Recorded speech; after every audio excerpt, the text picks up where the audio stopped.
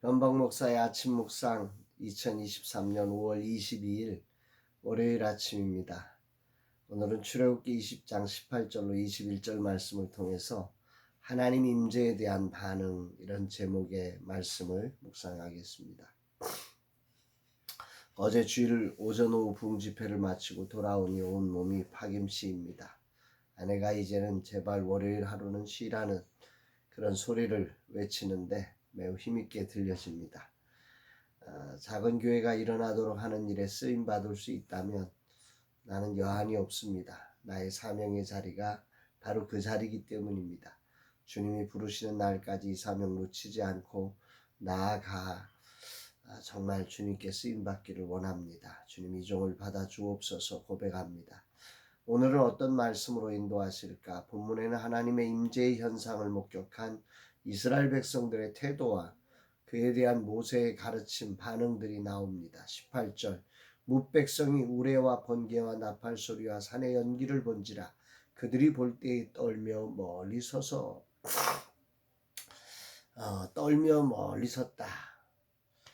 하나님의 임재를 설명하는 단어들이 네 가지 나옵니다. 우레, 번개, 나팔 소리, 또 산의 연기.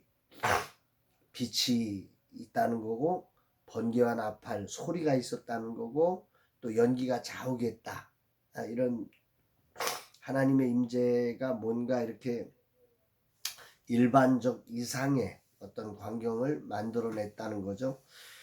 그러자 백성들이 떨면서 멀리 서서 이것을 바라봤다고 합니다. 거기에서 한 발 더 나아가 백성들이 모세를 향하여 이렇게 외치는 겁니다. 19절 모세에게 이르되 당신이 우리에게 말씀하소서 우리가 들으리이다. 하나님이 우리에게 말씀하시지 말게 하소서 우리가 죽을까 하나이다. 하나님의 어미하심이 얼마나 대단한지를 보여주는 장면이죠. 성경은 하나님의 영광을 사람이 직접 대면하면 죽는다고 가르칩니다. 그래서 하나님과 인간 사이의 중보자 되신 예수 그리스도가 절대적으로 필요함을 암시해 주는 것이기도 합니다. 어쨌든 이 백성들은 이런 상황에서 하나님과 자신들 사이에 모세가 직접 말씀하지 않고 모세를 통해서 말씀해 달라고 요청하고 있다는 것입니다. 이 말씀을 묵상하면서 이런 생각이 듭니다. 이때 백성들이 그 떨림 앞에 겸손히 멀리 서지 않고 엎드리며 그분의 임재에 들어가기를 구했다면 어떨까? 과연 죽었을까? 하나님의 인자와 긍휼하심이 어떻게 하셨을까 궁금해집니다. 분명한 것은 인간에게는 중보자가 필요하다는 사실이고 그래서 모세는 이렇게 하신 하나님의 뜻을 그들에게 풀어줍니다. 20절 모세가 백성에게 이르되 두려워하지 말라. 하나님이 임하시면 너희를 시험하고 너희로 경외하여 범죄하지 않게 하려 하심이니라 말씀합니다.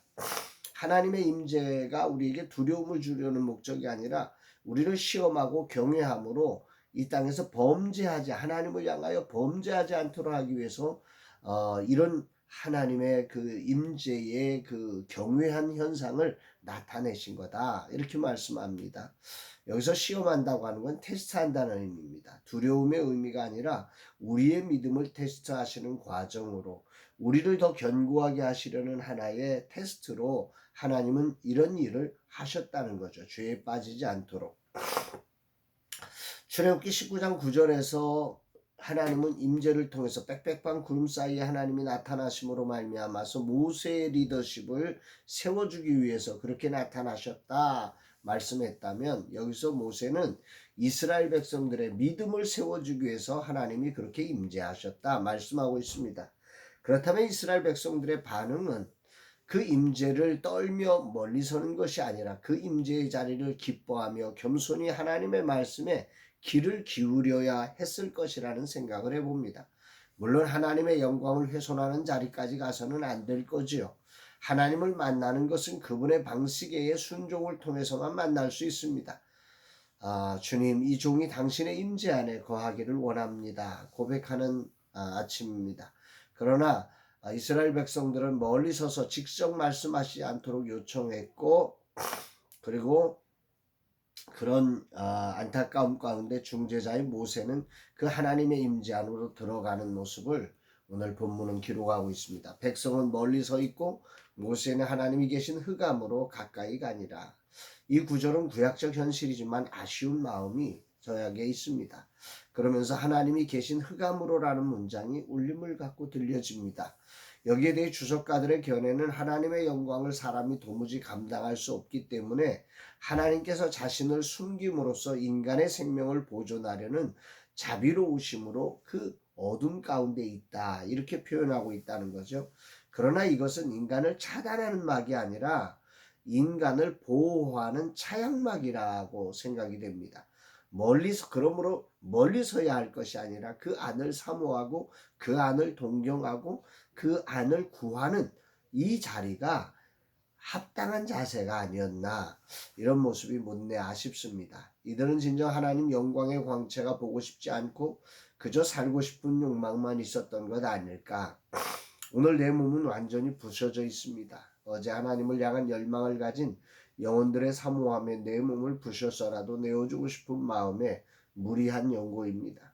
그러나 후회가 없습니다. 나는 주님의 통로입니다. 주님이 쓰신다면 이 몸을 다 부셔서라도 드릴 것입니다. 나는 그 자리를 원합니다. 주님, 나를 받아 주옵소서. 주님, 이 하루도 주님의 뜻을 위해 이 몸을 드리는 날이 되게 하소서. 이 종을 사용하소서. 당신이 꾸신 꿈이 저를 통해 이루어져 가게 하옵소서. 주님께 이 몸 드립니다. 고백합니다. 사랑하는 여러분, 오늘이라는 시간이 정말로 주님의 뜻을 이루는 거룩하고 복된, 정말 주님께 쓰임받는 그 임재의 영광을 두려움으로 인식하는 신앙이 아니라 정말 그 임재하신 그 주님을 사모하고 그 안에 거하기를 기뻐하는 이런 신앙의 열정이 다시 한번 솟아나는 복된 날 되기를 주의 이름으로 축복합니다. 사랑합니다, 여러분.